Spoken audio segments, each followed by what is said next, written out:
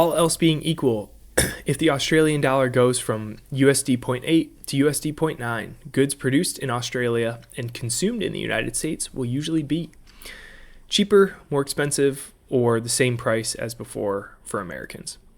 So I'm going to pull in a really simple example to illustrate this. So let's say an Australian item costs $100 in Australian dollars. So in USD, that means it used to cost 0.8 times 100, so 80 USD. I should have put USD here, but just note that this is USD. But now, because that exchange rate went up to 0.9, it now costs 0.9 times 100, so 90 US dollars. So that means that these items are now more expensive for Americans, meaning that the dollar depreciated relative to the Australian dollar over this time period. In which of the following perfect competition situations will a firm shut down in the long run? Is it A, the average revenue is greater than the average variable cost and the average total cost? So in this scenario, we're making money. If our average revenue is greater than average total cost, we're making a profit. So there'd be no reason for us to shut down if we're making a profit. So we'll rule out A. B, the average revenue is less than average variable cost, but greater than the average total cost. This doesn't really make sense. Our average variable cost can't be greater than revenue, but have average total cost, our average total cost can't be less than revenue. But then have average total cost greater than revenue. So we can rule that out for that reason. And then C, which should be our answer, the average revenue is greater than the average variable cost, but less than the average total cost. So this is going to be correct. And the reason we'll shut down in the long run, but not the short run, is within these average total costs, we're going to have a lot of fixed costs. So think about something like a big machine that you bought to use in your business. That's already a cost. It's a sunk cost. And so that's what drives up this average total cost. But in the meantime, even though we're losing money overall, we can still make back some of our money because our average revenue is greater than average variable costs. This is going to be cost of goods sold or supplies. So think of this as big equipment and think of this as the supplies and input that go in. So we're still making a spread off of this, and we're helping to reduce those longer term losses. But once it comes time to replace this machine, we're probably not going to do so because we still would have lost money overall. Answer C. In a scenario where monetary policy is tight, so monetary policy being tight, that could be something like interest rates being higher, which is going to lead to lower money supply. And fiscal policy easy, fiscal policy meaning the government is spending or is doing things to stimulate the economy, like lowering taxes. What is the expected impact on the composition of aggregate demand? So is it going to be higher private sector demand and lower public sector demand? B, lower private sector demand and higher public sector demand? Or C, both private and public sector demand will decrease? So for the purposes of the exam, monetary policy is going to be linked to private sector. Fiscal policy is going to be linked to public sector. So fiscal policy being easy means that they're spending more or they're doing things to reduce taxes. That's going to lead to higher public sector demand. So we can rule out A. And then for monetary policy being tight, interest rates being higher is going to lower private sector demand. So that's going to leave us with answer B being that correct answer. An investor is interested in earning a risk-free profit on 100 United Arab Emirates dirham. He finds out that the DUB-CAD exchange rate is 0.4 and the futures exchange rate DUB-CAD 1 year from today is 0.45. Given that the risk-free interest rate in Canada is 5% and the risk-free rate in UAE is only 2%, the amount of risk-free profit earned in terms of DUB is closest to. So let's walk through all the steps of this. We're starting with DUB, and then we're going to end with DUB as well to figure out what our profit is. But essentially what we want to do in this case is we want to invest in the higher interest rate. So we're going to borrow 100 DUB, exchange that to CAD at the current spot rate. So our current spot rate is 0.4. We're going to divide by 0.4 to get to that CAD number, 250 CAD. Then we're going to invest this 250 CAD at 5% for 1 year because that's the risk-free interest rate.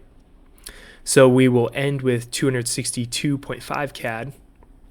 Now we're going to convert that at the futures rate at 0.45. So in the scenario 2, we would have also locked in or bought the futures contract to lock in that interest or to lock in that exchange rate.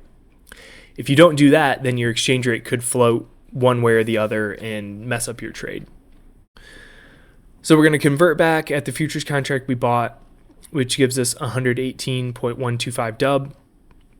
And then from here, we just have to subtract out our financing costs. So we financed 100 dub at 0.2%. So when we work that out, we will have to pay back 102 dub, and that brings us to a profit of 16.125. Answer B. Which of the following is most likely a trade agreement in which barriers on the movement of labor and capital goods among members are removed, but members do not adopt common economic policies? So we've got A, a monetary union, B, an economic union, or C, common markets. So the key here is we're not adopting common economic policies. If we were adopting common policies, that's where we would have either B or A. Under the monetary union, we're going to be using a common currency. Economic union, we're going to be adopting very common economic policies. And I think the monetary union maybe doesn't explicitly call out that you have common economic policies, but because you have the same currency, you're going to be subject to similar kind of economic trends and whatnot with your currency and how that's fluctuating and whatnot. So for this question, we've got answer C. Which of the following equations represents the fiscal balance? Is it A, government spending minus taxes, B, export minus imports, or C, consumption plus savings plus taxes? So starting with C, consumption plus savings plus taxes, this is not going to represent our fiscal balance. This is going to be related to our national income accounting and is basically telling us where all of the money is kind of coming from. This is a portion of GDP, but it's not related to fiscal balance. B, export minus imports. This is going to be our trade balance. This is exports, how much a country is sending out to other countries. And B, in imports, how much they're taking in. So that's going to be our trade balance, whether you're at a deficit or surplus. So that's going to leave us with A. Our fiscal balance is going to be how much we spent minus our revenue, how much we brought in, and whether we're in a surplus or a deficit there. Answer A. In which of the following exchange rate strategies can a country make an explicit commitment to exchange its domestic currency for a specified foreign currency at a fixed rate? Is it A, a target zone? This is not going to be a target zone. Under this, we're making a explicit commitment to exchange at a fixed rate. A target zone will be relatively similar, but it's not going to be a fixed rate. It's going to be as it's described rather than a fixed rate. Maybe it's saying we're going to try and keep it within this band and this band. And so it could fluctuate within this, but we wouldn't expect it to go way out or something. B, a monetary union. This is when countries are just using the same currency. And so for that reason, I think we can roll that out. You wouldn't have to specify that you're going to fix it at a different country's rate if you are using the same currency. So that's going to leave us with C, a currency board arrangement. And that is what's being described here, that we are going to keep our currency pegged to the rate of another currency. Answer C. Selena Roberts manages an equity fund allocated to U.S. and Canadian equities in the proportions 45% and 55% respectively. The expected returns and covariance matrix between the two equities are illustrated in the table below. So we have our equity expected return and our Canadian expected return, and then the covariance matrix. Just to kind of decipher this, what this is telling us is the covariance between the US and Canadian is 125. The US variance is 200. So again, the covariance matrix between US and US This 200 is telling us that that's the variance of the US. And then same thing for Canada. This is the variance, 350. The correlation between the two stocks is closest to. So let's pull in our correlation formula. It's going to be equal to our covariance, which we have at 125. And then we're going to divide that by standard deviation of US times standard deviation of CAD. So we're not given standard deviation, but we are given variance. So we're going to have to take the square root of 200 and 350 to convert those into standard deviations, which we do right here. So we work this through in our formula and we get 0.4725 as our correlation. And that's going to round us closer to answer C. For the last 5 quarters, an analyst has gathered the PE ratios of a GEM corporation, a high-tech firm, as 92, 104, 89, 101, and 97, respectively each quarter. What is the average PE ratio the trader should know for GEMCO over these 5 quarters?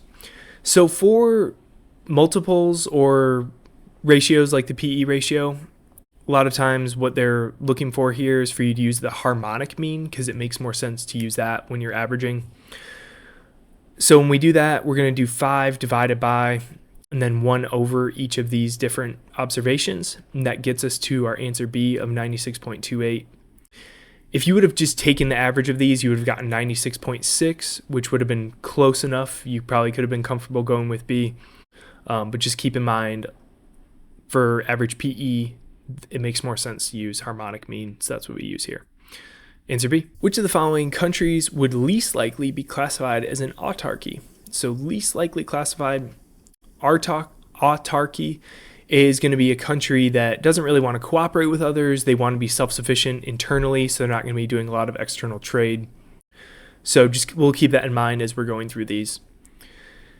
A country seeking political self-sufficiency with little trade. That would be classified as autarky, so we can rule out answer A. B, a country's state-owned enterprises control strategic industries. That also sounds like it would be classified as autarky.